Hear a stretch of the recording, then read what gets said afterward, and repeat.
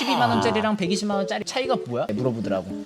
내가 말했어. 수저 차이지. 12만원은 흑수저, 120만원짜리는 금수저. 그러더니 하는 말이, 그러면 씨발 왜 흑수저랑 금수저랑 둘 다 마티즈 타고 있는 거야? 이렇게 물어보더라고. 아무튼 파충류 박람회에 대해서 이제 얘기를 해볼 겁니다. 얘기를 하기 전에는 우리가 알고 가야 될 게 무엇이냐? 파충류 시장 역사. 그래서 일단 파충류 시장은 이제 관상어 시장에서 파생된 거야. 물고기지, 물고기. 그러다가 이제 인터넷이 이제 활발해지는 시기인 2000년대 초반부터 파충류의 인기가 올라가요. 인지도가 생긴다는 거죠. 자, 그래서 관상어 시장은 이렇게 오르고 있어요. 그래서 파충류 시장도 이렇게 오르고 있었는데 현재는 이게 그래프가 이렇게 돼 있다.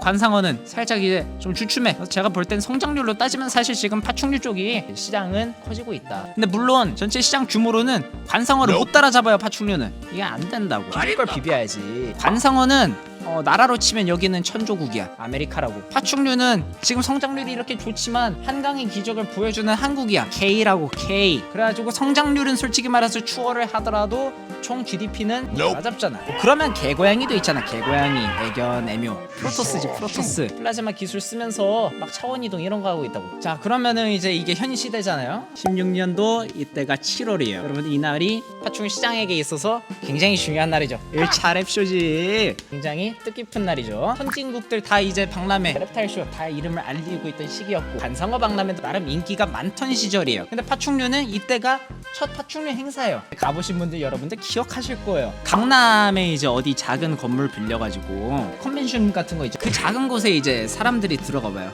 통로에 사람들이 꽉 차. 아주 미친다고. 7월은 씨발 변온동물로 태어날 걸 테크 잘못 탔다 이렇게 다들 말하는 시기잖아. 7월이면. 근데 그럼에도 불구하고 이때는 1차 reptile-쇼가 신세계였어요. 저 같은 파창들은 좁고 더운데 거기서 그냥 좋다고 그냥 침 질질 흘려대면서 구경하는 거예요. 처음 열리는 K reptile-쇼잖아. 한 어벤져스 1편 보는 느낌이지. 아이언맨이랑 토르랑 싸운다고? 웅장히 가슴이 지는 거지. 근데 여러분들 지금 생각해봐요. 그런 행사 있으면 갈 거예요? 안 가! 존나 더워! 이때라서 가능했던 거다. 그리고 이제 3차 reptile-쇼 18년도 7월 세텍 같은 본격적으로 큰 행사장에서 행사가 열렸다.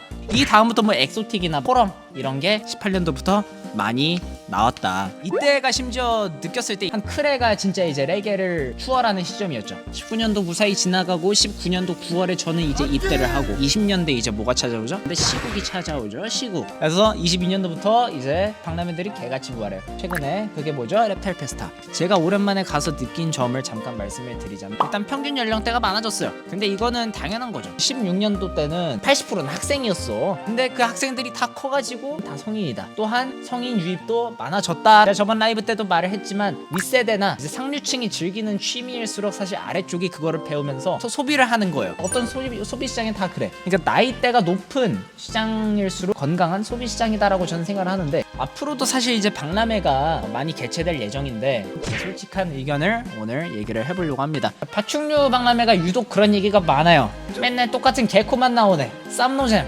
부스들 뭐 그냥 판매만 하려고 나온 것 같다. 파충류 시장 다 죽었네. 유독 파충류 박람회가 그런 얘기가 많이 나오는 것 같아. 물론 그 관상어 박람회도 이런 얘기가 좀 나오긴 하거든요. 뭐 용품 팔러 나왔냐? 용품 박람회냐? 이거 어딜 봐서 관상어 박람회냐? 이런 소리가 있기는 한데 비중은 파충류 시장이 더 커요. 악플 같은 거지, 악플. 비주류 변태들이 그렇게 말하는 거는 어쩔 수 없는 거예요. 아니, 당연하지. 우리는 비주류들 보러 갔는데 잔뜩 크레 이런 거 많잖아. 근데 갑자기 크레 브리딩 하시는 분들, 주력이 크레이신 분들이 똑같이 말하는 거예요. 이렇게 이제 행사도 똑같다, 슬슬 질린다, 약간 물리는 맛이지. 크레로 주력하는 사람들이 이렇게 말하니까 거기서 놀란 거예요. 근데 사실 이거는 어쩔 수가 없는 거예요. 업체들도 팔로 나온 거잖아요. 근데 유행은 지금 크레잖아. 그렇다 안 갖고 나와요? 부스가 이게 공짜가 아니란 말이야. 이제 행사장 다 공짜가 아니잖아요. 행사 참여하면은 매장 오픈을 못해. 직원을 쓰지 않는 이상. 주말에 장사가 잘 되는 날인데 매장을 못 돌려. 행사장 오면은 싸게 팔아야 돼. 그렇다고 떠리를 가져다 놓을 거야? 욕처먹을 일이지 그게. 안타까운 현실이죠. 크레 비중이 높을 수밖에 없다. 그래서 샵은 사실상 이제 유행을 따르게 돼 있는 거고, 그 유행이 크레라는 거는 누구도 부정을 못하는 게 팩트죠.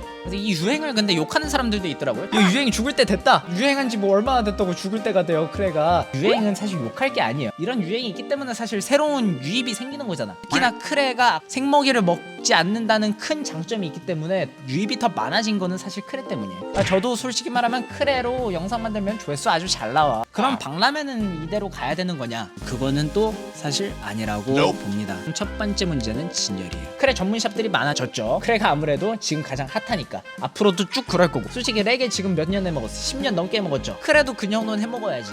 그렇죠. 카톡 누구야? 카톡 꺼요. 지금 강의하고 있는 누가 카톡 알림 진동을 해놓으세요. 포장 용기에 이렇게 담아가지고 진열을 하잖아요. 한 테이블 꽉 채우잖아요. 이게 물론 근데 잘못된 건 아니에요. 그러니까 오히려 더 다양한 제품군을 제한된 공간에서 진열하는 방식은 이게 유일해요. 근데 솔직히 말해서 초보잖아. 입문자들 입장에서는 제 지인이 이번에 나중에 막 저한테 물어보는 거예요. 12만원짜리랑 똑같이 생긴 120만원짜리 동화뱀이 있는데 12만원짜리랑 120만원짜리 차이가 뭐야? 물어보더라고. 내가 말했어. 수저 차이지. 12만원은 흑수저, 120만원짜리는 금수저. 그러더니 하는 말이 그러면 씨발 왜 흑수저랑 금수저랑 둘 다 마티즈 타고 있는 거야? 이렇게 물어보더라고. 입문자들이나 초보자들이 보기에는 그냥 어질어질한 거지. 생각해보면 명품도 급이 있잖아요. 100만원 미만은 그냥 맨 밑에 칸에 이제 포장 용기로 해놔. 그 다음에 이제 100에서 500만원대 어디다 놔? 그 위에 칸을 하나 더 만들어. 좀 더 이제 넓은 포장 용기. 그냥 벤츠 정도 타는 거지. 벤츠 500에서 1000만원대. 자, 아크릴장으로 해놔. 아크릴장. 그러면 작은 공간에서도 또 많이 놓을 수가 있죠. 포르쉐, 벤츠 이 정도 태워주란 말이야. 그 다음에 이제 1000 이상 이런 거는 엑소테라 해줘야지. 엑소테라. 부가티? 마티즈 사러 왔어요. 근데 생각해보니까 아반떼도 괜찮아 보여. 좀 무리해가지고 아반떼 살까? 뭔가 아쉬워. 소나타를 알아봐. 엄마 찬스 좀 써가지고 소나타 살까? 그랬다가 뭐야? 엄마 찬스도 쓰고 할부까지 하자. 벤츠 가는 거라고. 이거 100만원 이하 크레 보러 왔다가 좀 더 붙여. 벤츠 100에서 500만원 사이 이 크레 사간다고. 등급표가 이래서 중요한 거야. 그래서 경차에서 벤츠 가는 거 솔직히 쉽단 말이에요. 이렇게 등급표를 인식을 시켜주는 거지. 크레를 진열할 때 밑에 마티즈, 그 위에 벤츠, 그 위에 포르쉐, 그 위에 부가티. 사람들이 명품을 좋아하는 이유가 뭐겠어요? 이거를 사는 나도 명품 취급을 받지만 이 물건 또한 명품 취급을 받아서 우리가 명품에 이제 환장을 하는 거잖아요. 롤렉스 매장을 갔어. 진열을 다이소처럼 해놔. 그러는 이 동네 시계방 가서 좀 금빛깔 나는 거 그런 거 사죠. 품평회.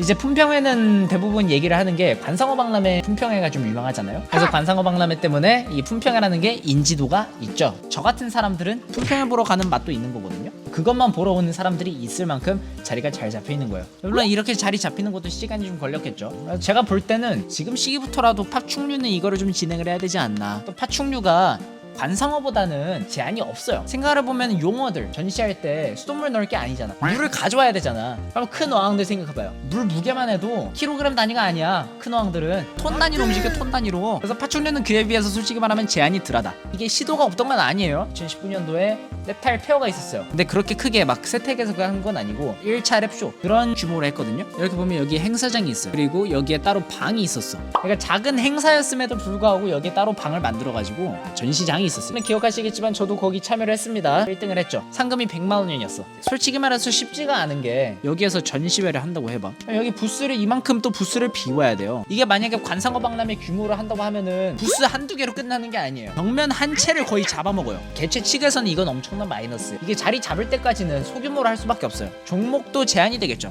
이 정도로 작게 하면은 제 생각에는 팔로다리움 같은 걸로 해가지고 테라리움이 파충류 쪽도 그렇고 물생활 쪽에서도 엄청난 인기를 타고 있어요. 팔로다리움을 주 종목으로 하고 동물도 당연히 들어가야죠. 뭐 해봤자 당연히 근데 개코 작은 양서류 그러면 이렇게 되면은 그런 말이 또 나올 수 있겠죠. 이게 인기 투표가 되는 거 아니냐. 크레 초고퀄 갖다 놓으면은 이거 1등 먹는 거 아니냐. 근데 팔로다리움이나 비바리움을 꾸며보신 분들은 아실 겁니다. 팔로다리움을 이쁘게 꾸미면서 동물이 돋보이게 만드는 거 그거 엄청난 실력입니다. 뭐 물고기 같은 경우 뭐 수초왕이나 그런 거는 물고기가 전면에 나오거든요. 근데 테라리움이나 팔로다리움, 비바리움이 이게 안 돼. 이것도 실력으로 충분히 감안을 해야 된다. 그래서 만약에 하게 된다면 이런 작은 규모로 부스 하나 정도 2020, 30 꽤 많이 들어가잖아요. 디귿자로 만들면은 만약에 한다고 하면은 이렇게 자리를 잡아야 되는 게 아닌가. 물론 이렇게 해도 많은 문제가 생기겠죠. 뭐 부스 하나 빠지죠.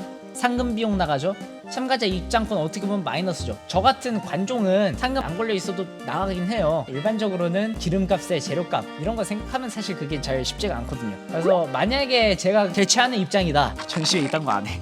진짜 그냥 각 업체들이 잘 준비해서 나오는 걸 기대하는 게 베스트입니다. 이게 또 문제가 있잖아요. 저 같은 유튜버들은 이런 거 찍어서 올리잖아? 안 온다고. 내가 말하는 건 모순이야. 전시회가 만약에 주목적이 되는데 유튜버들이 이런 걸 찍어서 올린다, 안 되는 거지. 여기에 촬영을 못하게 하는 게 베스트겠죠? 이거를 그래도 홍보는 해야 되잖아요. 공식 유튜버를 써. 그래서 이거를 행사 끝나고 나서 제대로 홍보를 하는 거지. 나 같은 쩌리 유튜버는 여기 전시회 같은 거 촬영 못하게 하고